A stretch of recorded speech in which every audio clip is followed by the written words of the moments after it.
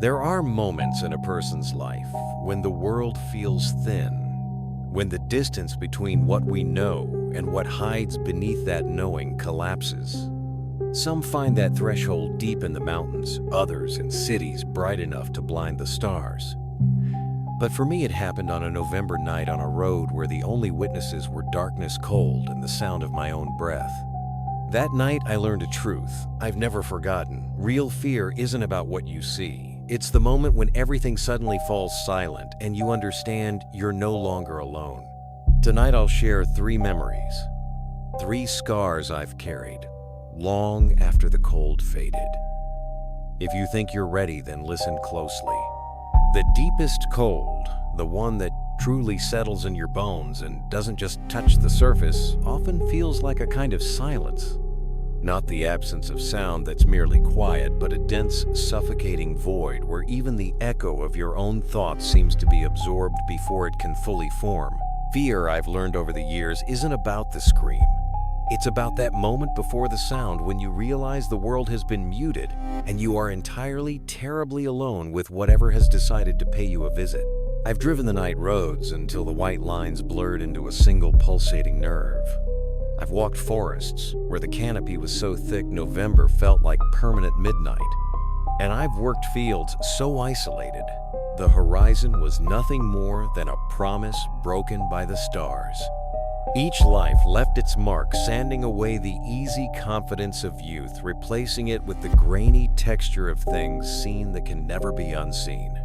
These aren't campfire tales, not the kind you tell when you're looking for a thrill. These are the scraps I keep locked away, the memories that wake me up sweating in a perfectly normal, brightly lit room because they carry the residual chill of something that shouldn't exist. Tonight I want to talk about the November drives, the crushing weight of deep isolation, and the things that only seem to move when the world is holding its breath. The first time the world truly shrank to the size of my headlights, I was driving for a small, dodgy courier service out of Butte, Montana. It was late November, the kind of weather where the air itself felt brittle enough to shatter. My cargo was nothing special, some auto parts, medical supplies, the kind of utterly mundane freight that makes you feel invisible until the moment you realize you are too invisible. The route took me south, hugging the edge of the Bitterroot National Forest, a stretch of road so infrequently traveled that the road signs looked bleached by decades of neglect.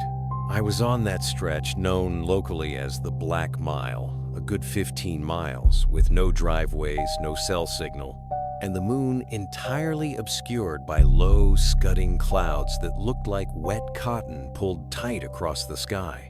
My truck was an old diesel International, and the engine was my only company, a rhythmic, low-frequency thrum that vibrated up through the worn vinyl of the seat. It was maybe 2 in the morning. I'd stopped for coffee hours ago, and the caffeine was starting to curdle in my gut. I was fighting the heavy lids, leaning forward, trying to catch the glare of my own high beams, reflecting off the asphalt, looking for any familiar landmark when I saw it. A shimmer. Not a mirage, this wasn't heat, but a disturbance in the air, about 50 yards ahead, right where the road curved around a stand of dead-looking pines. It was like looking through imperfect wavy glass, distorting the shape of the trees behind it. My first rational thought was ice, a patch of black ice, catching the light wrong. I eased off the accelerator, the diesel settling into a lower nervous growl. As I crept closer, the shimmer didn't disappear. It grew taller. It wasn't on the road. It was next to it, rising up from the verge where the snow met the scraggly brush. It didn't have a definite outline. It was more like a pocket of the night that had been squeezed and stretched too thin. The cold in the cab dropped suddenly, not gradually. It was a sharp, medicinal cold that burned in my nostrils. I remember tasting the metallic tang of fear at the back of my throat, so strong it nearly made me gag. I gripped the steering wheel until my knuckles ached trying to peer through the distortion. My rational mind was screaming optic illusion, fatigue, but my gut, the one that has kept me alive driving those terrible hours, was screaming silence. The truck was crawling now, maybe 5 miles an hour. I was close enough that the trees visible through the ripple looked impossibly dark, like photographs bleached of all but shadow. Then the distortion resolved itself, or rather it cohered. It wasn't glass or heat, it was a shape. It was impossibly tall, thin in a way that defied bone structure, like a shadow stretched on a rack. It wasn't black, not exactly. It was the color of the deepest part of well, you can't see the bottom of a visual non-color. And it was still. Utterly, unnervingly, still standing just at the edge of where my headlights could effectively penetrate.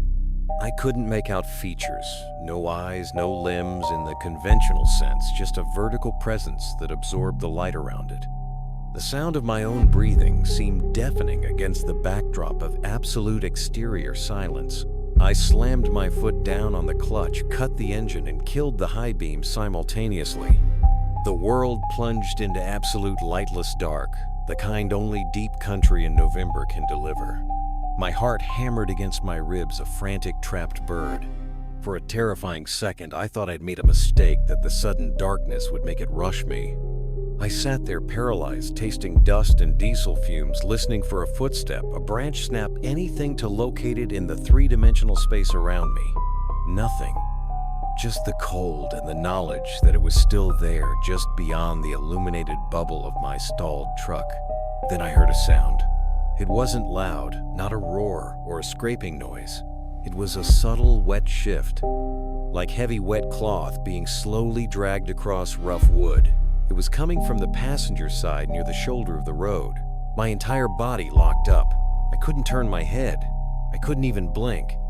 That dragging sound repeated thump, thump, slow, agonizingly slow, moving alongside the cab of the truck perpendicular to the way I was facing. It sounded heavy, but moving with a strange liquid grace. The sheer realism of the sound, the texture of it, was what broke my nerve. This wasn't a ghost. This felt like biology gone horribly wrong. I squeezed my eyes shut, a useless defense. I whispered a prayer to the nearest saint of bad decisions. When I forced my eyes open again, the sound had stopped.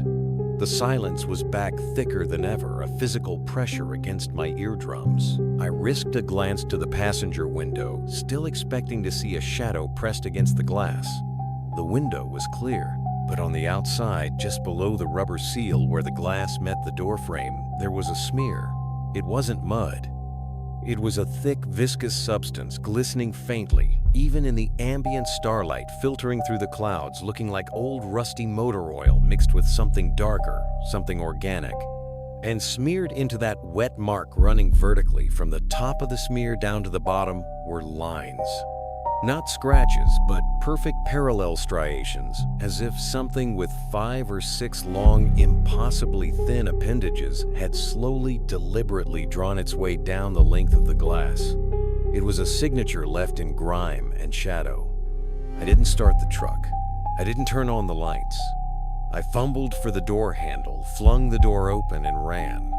I ran down the shoulder of that desolate road boot, slipping on the frost-laced gravel, not looking back until I couldn't hear my own gasping breaths echoing off the trees anymore.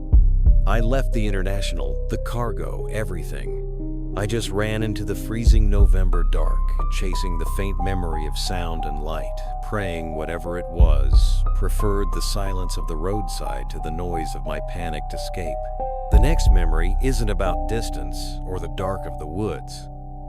It's about the suffocating closeness of my own head.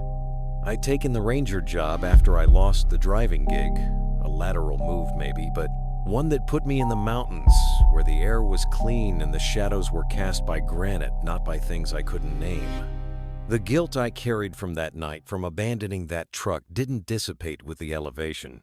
It settled in a cold, heavy stone in my chest. I saw that viscous smear every time I closed my eyes, and the knowledge that I ran instead of fighting, or even just knowing, became my constant companion. I was stationed alone in a fire lookout tower, a skeletal steel structure perched on a ridge where the trees stopped and the rock took over. It was early summer, but the high altitude meant November temperatures could still bite hard in the shade. My job was simple: watch for smoke, log, weather, stay sane. Sanity was the hardest part. I talked to myself, read survival manuals aloud, anything to keep the internal monologue churning enough to drown out the thump sound that played on a loop in my memory. The anomaly started small, tied directly to my guilt. I'd be scanning the horizon, a patch of dark green forest miles away, when a movement would catch my eye. I'd focus the spotting scope, heart leaping with the familiar, dreadful hope that this time it would be a genuine earthly threat. A lightning strike, a wildfire, starting early. But when I looked through the lens, the trees in that specific spot would be wrong. They weren't vibrating or blurry. They were out of sync. Imagine a poorly rendered video game texture. The background image didn't quite align with the foreground object. It was a subtle visual stutter, like the world was buffering. The first time it happened, I convinced myself it was my eyes straining. I rubbed them raw, splashed cold water from my supply jug on my face, and got back to the scope. The stutter was still there, localized to a patch about the size of a small cabin, maybe a mile out. I logged it as localized atmospheric distortion, possible refraction. A lie that felt flimsy even as I wrote it. It got worse. The stutter started bleeding into my immediate surroundings. I'd be chopping firewood, a solid grounding task, and for a split second, the axe head wouldn't connect with the wood. There would be a tiny, almost imperceptible gap in time where the steel was there and then not there before the impact jarringly occurred. The sound of the splitting wood would arrive a fraction of a second after I saw the wood break.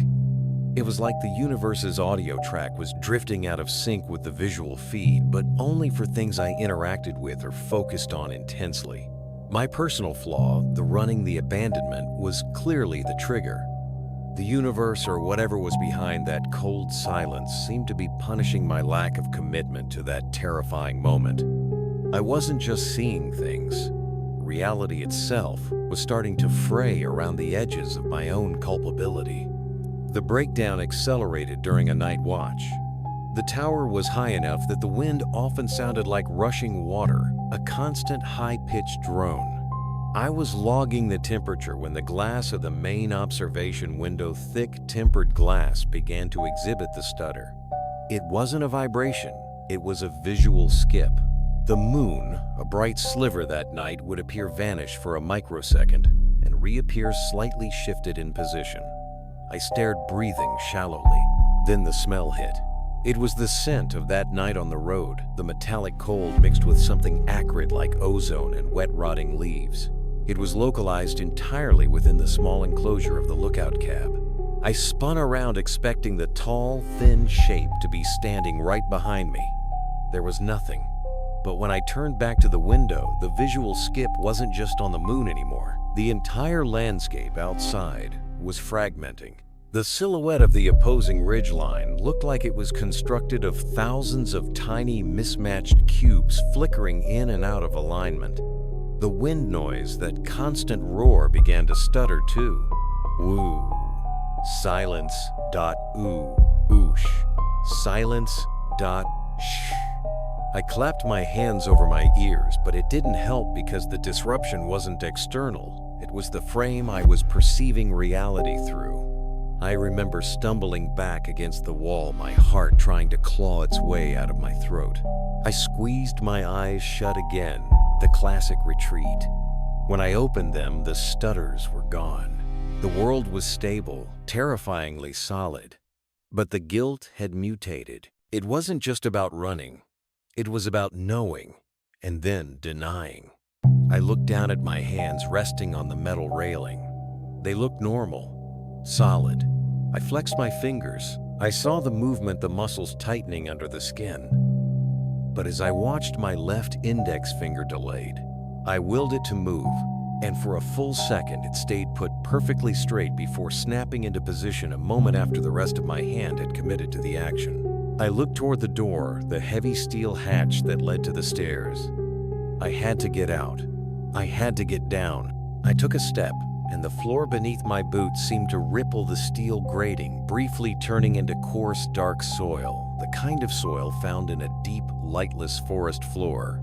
I felt the phantom sensation of soft dirt yielding under my weight instead of rigid steel. I screamed a ragged, ugly sound that the tower seemed to swallow instantly, leaving only a hollow ringing in my own ears. The silence had finally managed to penetrate my own skull, replacing my internal monologue with static. I wasn't just running from something anymore. I was running out of the very concept of now. The edges of my vision were turning that familiar light-swallowing non-color, and I knew with a clarity that cut through the rising panic that the anomaly wasn't just dissolving the world. It was dissolving me into the same state of broken continuity that I'd tried to escape on that road. The last thing I remember clearly was looking at my own reflection in the dark glass of the barometer and watching my eyes, my real terrified eyes, blink at different intervals, hopelessly out of sync. A final perfect testament to a mind utterly broken by the things that hide in the November quiet. I didn't break down in the tower. That's the thing about these experiences. They don't always let you have the mercy of a complete collapse. I was found 3 days later by a helicopter crew catatonic, huddled under the main console, murmuring about stuttering light and the smell of cold metal. I was medically cleared eventually, the doctors chalking it up to severe isolation psychosis, exacerbated by poor diet and stress. I took the discharge papers, gathered my few belongings, and fled the mountains, heading east, chasing the sunrise, trying to outrun the lingering silence. I ended up in a small, forgotten town nestled in the foothills of the Appalachians, a place where the architecture seemed to be actively decaying, where November hung in the air even in July. I became a gardener, then eventually a laborer trying to find grounding in soil and honest, heavy work. I thought if I could nurture life, maybe I could push the rot back. That's where I heard the whispers about the lore. The locals didn't speak of ghosts or demons. They spoke of the thinning. It wasn't tied to any specific date, but always occurred during the deepest, coldest parts of the year, usually when the first true hard frost hit that specific moment, when the ground freezes solid, locking away the life beneath. They said it was connected to the very first settlements in the area, back when the settlers were fighting the sheer indifference of the wilderness. The origin story was grimly pragmatic. The early settlers had a terrible harvest one year, and the deep November cold was setting in. Starvation was imminent. In desperation, they turned to the few remaining indigenous folk in the area, begging for knowledge of how to survive the unseen hunger of the mountains. The old stories weren't about crops, they were about boundary. They claimed the mountains weren't just rock and timber. They were a kind of ancient layered membrane separating our plain from what they called the stillness below, a place of utter perfect stasis. The solution offered, according to the hushed bar talk I overheard, was a sacrifice, but not of blood. It was a sacrifice of potential. To survive the winter, they had to give up the promise of life for a time. They had to intentionally stop growth, stop movement, stop dreaming of spring. They had to enforce a conscious, ritualistic silence upon the land itself. The settlers, in their terror, misinterpreted the ritual. They didn't just cease activity, they enacted an absolute suppression of sound, light, and warmth in a specific clearing near the highest peak, burying seeds, living animals, and even their most sacred tools in the frozen earth under stones, locking them in a temporal freeze until the thaw. It was an attempt to trick the underlying reality, the stillness, into thinking the area was already dead, thus rendering it harmless. It worked for a time. The deep cold passed. But the consequence was that the forced-imposed silence tore a patch in that membrane. It didn't just contain the winter threat, it opened a door. The lore suggested that every November, when the ground is firmest and the world is naturally slowing down, that tier widens. The entity from the first story, the tall, shimmering thing, wasn't an invader. It was a maintenance worker. It was the stillness reaching through to smooth out the dissonance, to absorb the aberrant life that dared to continue existing near the tier when the land was supposed to be locked in absolute non-motion. My abandoned truck, my panicked flight, my stuttering perception, these were all signs that the silence had noticed the noise of my survival. I knew what I had to do, or rather, what I couldn't do. I couldn't leave. If I left, the consequence would be borne by the next unsuspecting traveler, the next night driver, the next isolated soul. My own guilt had led me to this place, and my fractured mind was now tuned to the frequency of the anomaly. I found the clearing. It wasn't hard, even under a scattering of weak autumn sun. The trees there were stunted, the ground strangely barren, the air perpetually chilled. I didn't bring tools. I brought a single thing, my old grandfather's bullhorn, the heavy brass kind that needed an external battery pack. It felt absurd holding this symbol of amplified sound in the face of the ultimate silence. As the November afternoon waned, I began my own ritual. I didn't bury anything. I stood in the center of the barren patch and started talking. Not shouting, not screaming, but speaking in a steady, monotonous drone, reciting every mundane detail of my life. The taste of the bad coffee in Butte, the number of rivets on my old truck door, the precise texture of the steel in the fire. Look out. I forced noise, persistent human messy noise, into the space that demanded absolute cessation. The cold returned instantly, a piercing, deep-seated pain that felt less like temperature and more like pressure on my eyeballs. The air grew heavy, thick, with a smell of frozen earth and ozone. I could feel the edges of my hearing pulling back, the world's volume knob being turned down by an unseen hand. I kept talking, my voice, cracking my breath, turning to white plumes that seemed to hang unnaturally still in the air. The shimmer started at the tree line. Not a ripple this time, but a slow, creeping darkness, an encroaching non-color that wasn't caused by shadows. It was the absence of light swallowing the weak Sunday. I lifted the bullhorn, my hands trembling violently. This was the final, irreversible act. I knew that if this worked, I wouldn't just be silencing the entity. I'd be silencing my own chance at normalcy forever. I pressed the activation switch, and the battery pack hummed to life. I pointed the brass horn toward the encroaching dark and began to shout. It wasn't a word. It was a pure, sustained tone of human defiance, amplified to a painful, shattering degree. The sound didn't travel. It seemed to collide with the encroaching silence. For a moment, there was the most terrifying cacophony, the mechanical shriek of the amplified voice fighting against the total deadening vacuum of the stillness. The ground shook not from force, but from friction between realities. Then the air snapped. The sound died, instantly cut off, as if the cord had been yanked. But this silence was different. It wasn't the absence of noise. It was the presence of something else. The bullhorn fell from my numb fingers, landing silently on the frozen dirt. The encroaching darkness didn't retreat. It surged forward, engulfing the last sliver of the fading sunlight. I was engulfed not in cold or darkness, but in a profound, deep stillness. I could feel the blood moving sluggishly in my veins, the slow, rhythmic beat of my own heart, sounding distant, muffled like a drum being played underwater a mile away. My vision narrowed. The world resolved itself into a single static image, the barren clearing the dull November gray, and the immovable absolute presence of the entity, no longer shimmering or distorted, but perfectly defined, standing right in front of me. It wasn't hostile. It was merely correcting an error. It was the embodiment of the land's command for absolute rest.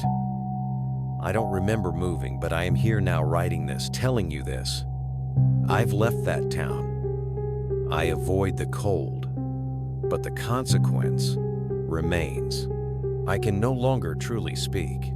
When I try to form a loud sound, when I try to shout in anger or joy, my throat constricts, and what comes out is not sound, but a puff of icy air, carrying the faintest, ghostliest echo of that metallic, chilling silence. I am permanently muted, a living monument to the moment I tried to fight the stillness with noise. I look at the calendar, and every time November approaches, I find myself drawn to the edge of warm pools of light, terrified of the darkness gathering just beyond the reach of the bulb, waiting for the world to demand its due again. So here we are on the edge of the light. We fear the silence not because it's empty, but because we suspect it's full of things that don't need our noise, things that simply are waiting for the moment we tire of making sound. I've lived the isolation, I've wrestled with the guilt that fractures reality, and I've touched the lure of the ancient cold. These memories are the price of a life lived outside the comfortable hum of civilization, a price paid in the deep chill of November. If you've listened this far, if the feeling of that absolute quiet has settled into your own bones, then you understand why I need to keep telling these stories. Because as long as I can make a sound, even this one, I haven't completely yielded to the stillness. If you found any truth or even a flicker of that unwelcome chill in what I've shared, please hit that like button.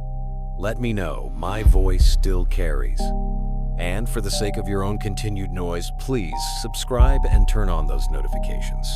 You never know when the next story might be the one you need to hear before the world decides to go quiet on you.